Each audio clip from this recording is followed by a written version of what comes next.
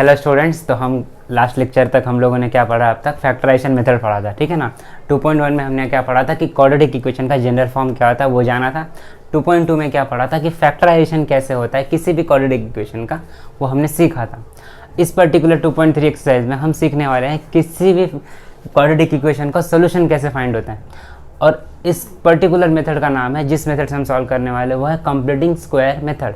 अच्छा, completing square method अपने नाम ही से खुद बता रहा है कि कंप्लीटिंग स्क्वायर मेथड मतलब कोई भी क्वाड्रेटिक इक्वेशन होगा उसको हम एक स्क्वायर के फॉर्म में, मतलब a plus B whole square के फॉर्म में या a minus B whole square के फॉर्म में, इस फॉर्म में कन्वर्ट करेंगे और वहाँ से हम x की वैल्यू और y की वैल्यू को फाइंड करेंगे, ठीक है। तो आज का हेडिंग डालेंगे हम क्वाड्रेटिक इक्वेशन में कंप्लीटिंग स्क्वायर मेथड। देखते हैं कंप्लीटिंग स्क्वायर मेथड में क्या होगा स्टूडेंट। सबसे इंपॉर्टेंट बात क्या होगी कि जब हमारा general form of quadratic equation ये हमारा है ax square plus bx plus C equals to 0, ये है हमारा जनरल फॉर्म ऑफ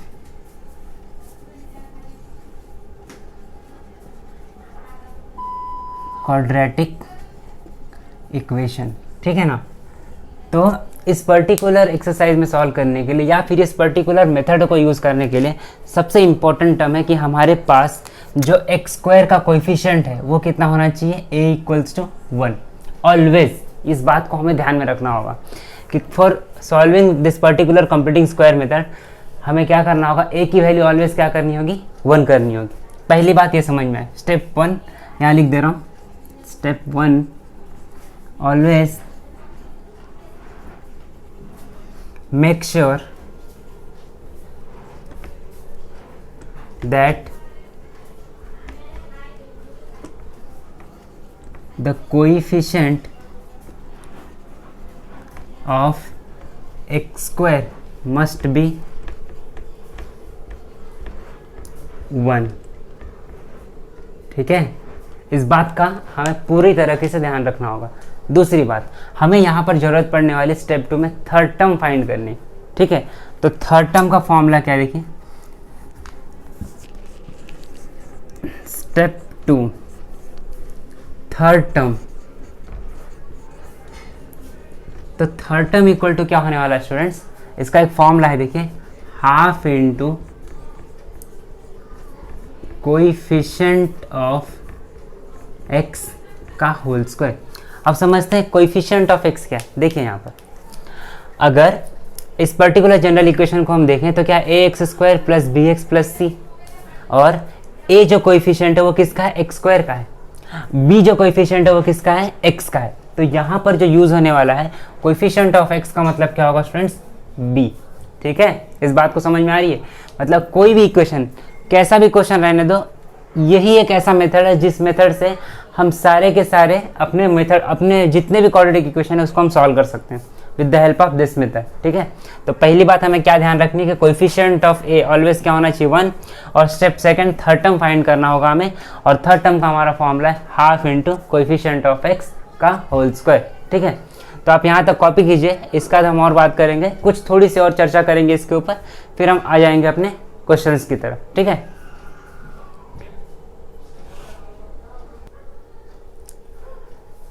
तो आपने कॉपी कर लिया इसको स्टूडेंट्स।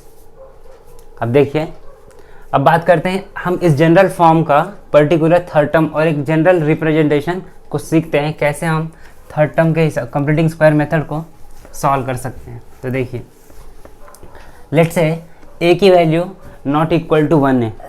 अगर नॉट इक्वल टू 1 है तो क्या होगा, देखिए पहले क्या करना पड़ेगा मुझे, इसको डिवाइड बाय, दूसरे पेन यूज कर लेता हूँ। स्टेप 1 क्या करना होगा, divide by a on both side. तो क्या होगा, देखिए X square plus B by A X plus C by A equals to 0, ठीक है ना। अब सेकेंड स्टेप क्या था, थर्ड टर्म फाइंड करना था हमें। तो थर्ड टर्म का फॉर्मूला क्या हो जाएगा, third term equal to half into coefficient of X क्या है, देखिए यहाँ पर हमारे पास b बाई ए का whole square. It depends a की वैल्यू क्या है, b की वैल्यू क्या है, हम इसको जनरल फॉर्म में रिप्रेजेंट कर रहे हैं और जनरल फॉर्म में क्वेश्चंस को सॉल्व कर रहे हैं। और फिर इसके बाद हम करेंगे क्वेश्चंस पर्टिकुलर एग्जांपल के साथ सॉल्व करेंगे तो हमें और क्लैरिटी मिलती रहेगी। तो इसका जो आंसर होगा b बाई 2a का होल स्क्वायर, यह है हमारा थर्ड टर्म। नाउ इसके बाद क्या करेंगे कि जो हमारा थर्ड टर्म आएगा वो लेफ्ट साइड और राइट साइड दोनों साइड से क्या करेंगे, हम उसको प्लस कर लेंगे। मीन्स स्टेप थर्ड अगर देखें, स्टेप थर्ड तो क्या होगा, ये जो हमारा थर्ड टर्म आई है तो हमारा क्या होगा यहाँ पे, ये साइड में मतलब X square plus B by A X plus हम क्या करेंगे सी बाई ए प्लस जो हमारा थर्ड टर्म क्या आया है b बाई 2a का स्क्वायर इक्वल्स टू यहाँ भी क्या करेंगे b बाई 2a का होल स्क्वायर। ये इस तरह से हम सॉल्व कर लेंगे और यहाँ से हम फाइंड करेंगे हमारा पर्टिकुलर सोल्यूशन। ठीक है, तो आप ये कॉपी कीजिए, इसका स्टार्ट करते हैं हम अपना क्वेश्चंस।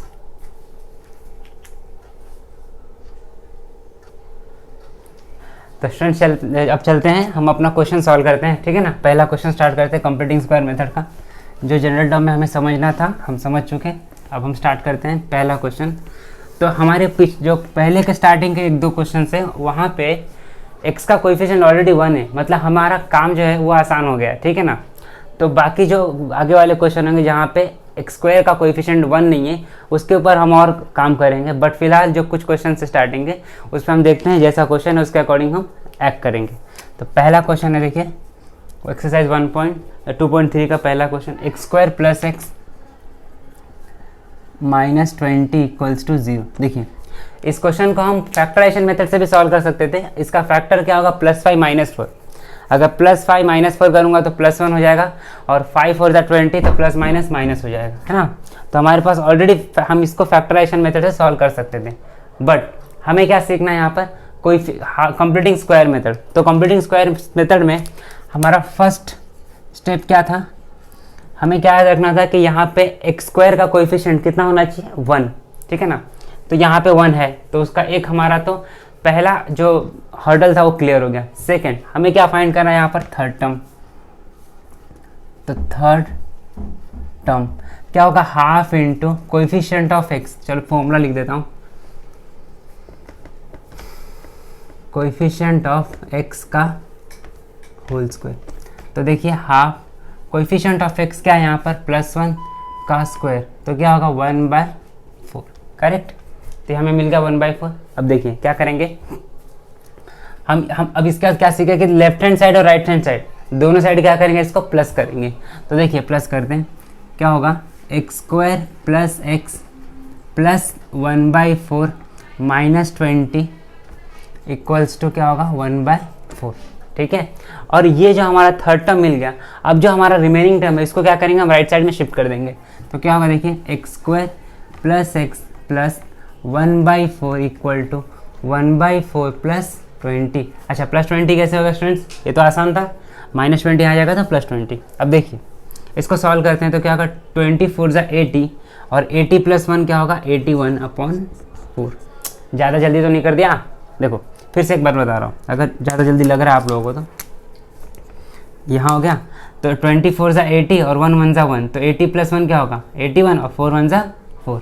ठीक है, अगर फिर भी देखो, अगर एरो से दिखा रहा हूँ, अगर देख लेना ये और ये। ठीक है, अब देखो यहाँ पे अगर गौर से देखें तो देखिए ए स्क्वायर, और हमें जो फॉर्मूला एक और सॉफ्ट कॉर्नर में हमें वैसे कल लिखा ही चुका हूँ लास्ट लेक्चर में, ये फॉर्मूला हमें याद होगा, a + b होल स्क्वायर का formula a² plus 2ab plus b²। एक और फॉर्मूला अगर यूज़ होगा हमें तो ये वाला होगा a - b होल स्क्वायर का a² minus 2ab plus b²। ठीक है ना, ये दो फॉर्मूले हमें यूज़ होने वाले। तो देखते हैं यहाँ पर कौन सा फॉर्मूला लगने वाला। अगर हम इसका स्क्वायर करें, क्या हम इसको ऐसा लिख सकते हैं, देखिए तो x square plus X plus 1/2 का स्क्वायर, क्या ये सही है। देखिए a² प्लस 2ab, अगर a की वैल्यू 1 ले लेते हैं, देखिए यहाँ पर इसको फैक्टराइज कर रहे हैं, यहाँ पे देखिए 2, a की वैल्यू कितनी है 1 और b की वैल्यू कितनी है 1/2, ये 2 और 2 कैंसिल हो गया तो क्या बचा 1 बचा, मतलब हमें फॉलो कर रहे हैं। तो क्या हम इसको ऐसे लिख सकते हैं x प्लस 1/2 का होल स्क्वायर इक्वल टू, यहाँ क्या चल रहा है 81/4, करेक्ट। अब देखिए स्क्वायर जब यहाँ जाएगा तो क्या होगा, रूट में कन्वर्ट होगा, x प्लस 1/2 प्लस और माइनस अंडर रूट ऑफ 81/4। अच्छा, अब हम इसको सिंप्लीफाई कर लेंगे। 81 का रूट हमें पता है, 4 का भी रूट पता है। 81 का रूट क्या होता है स्टूडेंट्स, ये तो काफ़ी आसान है, बोलिए 9, एंड 4 का रूट क्या होता है 2। तो हम इसको सॉल्व करेंगे, इसका दिया हमारा प्लस 1/2, यहाँ जाएगा तो माइनस 1/2 में होगा और हम x की वैल्यू 2 फाइंड कर लेंगे। अब इसको कॉपी कीजिए, इसके बाद में यहाँ पे आगे लिखता हूँ। तो कॉपी कर लिया स्टूडेंट्स आप लोगों ने। अब बढ़ते हैं हम इसके आगे, क्या हम प्रोसीड करेंगे उसकी तरफ, ठीक है। ये सब कुछ रफ कर दे रहा हूँ और ये कह सकते हैं ना कि ये हमारा क्वाड्रेटिक इक्वेशन का सबसे मास्टर मेथड है। इस मेथड से हर क्वेश्चन सॉल्व किया जा सकता है। Every question can be solve by this method, ठीक है।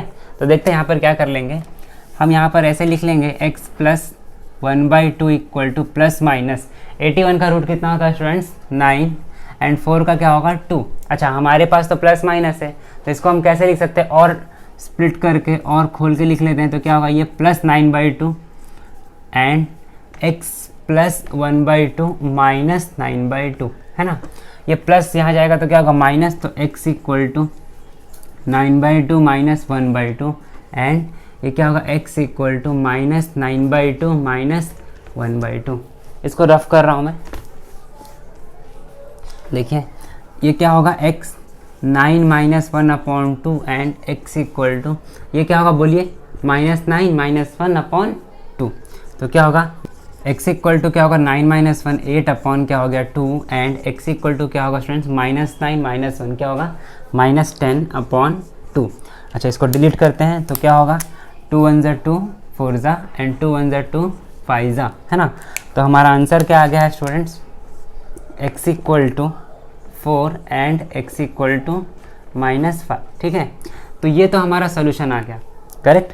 और अगर हम इस वैल्यूज़ को देखिए, हम अगर इस वैल्यूज़ को यहाँ पुट करते हैं, जैसे मैं पुट करके दिखा रहा हूँ, जैसे रेड वाले पेन से देखना। अगर मान लो मैं 4 पुट करना चाहता हूँ तो क्या होगा, देखो 4 का स्क्वायर प्लस 4 माइनस 20, करेक्ट ना। तो 4 का स्क्वायर क्या होता है 16 और 16 प्लस 4 क्या होगा 20, मतलब ये क्या हो जाएगा 20 माइनस 20 इक्वल टू क्या होगा 0, मतलब गंगाधरी क्या हुआ शक्तिमान, ठीक। अब देखिए आपके दिमाग में ख्याल आ रहा होगा कि क्या सर इस क्वेश्चन, मैं पहले बोला था ना कि इस क्वेश्चन को सॉल्व करने पे फैक्टराइजेशन मेथड से भी हम सॉल्व कर सकते हैं, करेक्ट। तो आपको लग रहा होगा सर कैसे, तो एक बात याद रखो कि किसी भी क्वेश्चन को हम कंप्लीटिंग स्क्वायर मेथड से सॉल्व कर सकते हैं, लेकिन किसी भी क्वेश्चन को हम फैक्टराइजेशन मेथड से सॉल्व नहीं कर सकते। क्या कह रहा हूँ, every question can be solve by using completing square method, but every quadratic equation cannot be solved by using factorization. Just mark my word and you can write it down, ठीक है। अच्छा, तो अब देखिए ये x square minus x plus 20, क्या इसको factorisation से नहीं कर सकते हैं। तो देखिए बस हल्का सा फील दिला रहा हूँ इस क्वेश्चन का फैक्टराइजेशन मेथड से। देखिए कैसे करेंगे, एक्स स्क्वायर प्लस क्या लिखेंगे 5x minus 4x minus 20 equals to 0। ये क्या होगा, देखिए x कॉमन लिया, x प्लस 5, यहाँ से क्या -4 कॉमन लिया, क्या बचा x प्लस 5 इक्वल टू 0। ये क्या हो गया x प्लस 5 और x माइनस 4 इक्वल्स टू 0। तो x इक्वल टू क्या होगा -5 एंड x इक्वल टू क्या हो गया 4। तो ये हमारे देखिए दोनों आंसर मैच हो रहे हैं, मतलब by using completing square method से भी हमारा आंसर वही आ रहा है और बाय यूजिंग फैक्टराइजेशन से भी हमारा मेथड वही आ रहा है, ठीक है। तो आप इसको कॉपी कर लीजिए और इसके बाद हम स्टार्ट करने वाले हैं अपना क्वेश्चन नंबर 2।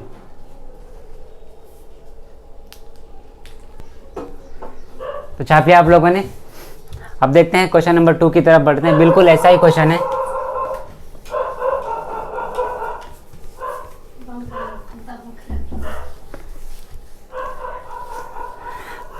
आप एक काम कीजिए, वीडियो को पॉज कीजिए या तो फिर एक क्वेश्चन और देख लीजिए और उसके बाद क्वेश्चन को खुद से सॉल्व कीजिए। देखिए क्वेश्चन क्या है अगला। क्वेश्चन नंबर 2 है X square plus 2x minus 5 equals to 0। अच्छा ये क्वेश्चन, हाँ बिल्कुल। देखिए तो इसको पर्टिकुलर क्वेश्चन में क्या गिवन है, अगर हम इसको सॉल्व करना चाहें फैक्टराइजेशन से तो ये फैक्टराइजेशन से क्वेश्चन सॉल्व नहीं होगा।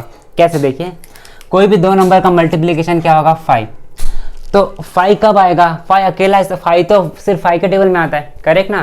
तो अगर 5 1 5 भी करता हूँ तो यहाँ क्या होना चाहिए था 4, अगर माइनस करता तो भी, और अगर प्लस करता तो भी 6, तो यहाँ तो ये फैक्टर पॉसिबल नहीं है। नाउ अगर फैक्टर पॉसिबल नहीं है अब तो क्या करेंगे, मैं बोला था कि किसी भी क्वेश्चन को फैक्टराइजेशन से हम नहीं सॉल्व कर सकते, लेकिन किसी भी क्वेश्चन को कंप्लीटिंग स्क्वायर मेथड सॉल्व कर सकते हैं। तो देखिए कंप्लीटिंग स्क्वायर मेथड से हम इसको सॉल्व करते हैं। तो पहला चीज क्या देखेंगे, एक्स स्क्वायर का जो कोएफिशिएंट है कितना होना चाहिए 1, तो इस क्वेश्चन में कोएफिशिएंट कितना है 1, तो पहला हर्डल तो हमारा क्लियर हो गया, करेक्ट ना। तो सेकंड हर्डल देखते हैं क्या है, हमें फाइंड करना है थर्ड टर्म। तो ये हमने फाइंड किया थर्ड टर्म, क्या होता है formula, half into coefficient of x, coefficient of x कितना स्टूडेंट 2, ये 2 और 2 गुजर गया तो आंसर क्या हो गया 1 का स्क्वायर 1, मतलब हमने क्या किया स्टूडेंट थर्ड टर्म फाइंड कर लिया 1। अब देखिए अगर थर्ड टर्म 1 फाइंड कर लिया तो क्या बन जाएगा equation, x square plus 2x plus 1, ये -5 वहाँ भेजूंगा तो +5 और फिर यहाँ भी +1 कर लूँगा। तो देखिए अब ये देखा जाएगा तो क्या होगा, देखिए x + 1 का होल स्क्वायर है ये, अगर देखिए a² + 2ab + b², तो x + 1 का होल स्क्वायर, और ये 5 + 1 क्या होगा 6। ना देखिए ये हमारा क्या मिल गया, हमें स्क्वायर मिल गया। अब देखिए ये स्क्वायर यहाँ जाएगा तो क्या होगा, x + 1 का स्क्वायर का यहाँ जाएगा तो क्या होगा प्लस और माइनस √6, करेक्ट। अब देखिए x की वैल्यू फाइंड करनी है तो x = क्या होगा, पहले प्लस लेता हूँ, पहले ऐसे लिख लेता हूँ students, x + 1 = +√6 and x + 1 = -√6, correct. Now x = क्या होगा √6 -1, ये प्लस है तो इधर आएगा तो -1, एंड एक और क्या होगा x = -√6 -1, करेक्ट। तो ये हमने फाइंड कर लिया सोल्यूशन। अब तक जो क्वेश्चन, पिछला क्वेश्चन जो सॉल्व किया था हम लोगों ने स्टूडेंट्स, वहाँ क्या क्या x का फैक्टर हमारा क्या आया था 4 आया था और -5 आया था, बट यहाँ पे हम जब फैक्टराइजेशन, वहाँ 4 और -5 क्यों आया था, क्योंकि हमें फैक्टराइजेशन से क्लियरली पता चल रहा था कि वो हमारा फैक्टर है, बट यहाँ पे ऐसा कुछ एंटरटेनमेंट हमें नहीं मिला। तो हमने क्या किया, टर्म्स को फाइंड किया और हमने सॉल्व किया। अगर आप इसको सॉल्व करना चाहोगे, चेक करना चाहते हो तो क्या होगा, √6 - 1 x की जगह पे पुट कर लो, आंसर आ जाएगा 0, ठीक है। तो आप इसको कॉपी कीजिए। इसका हम स्टार्ट करते हैं क्वेश्चन नंबर 3।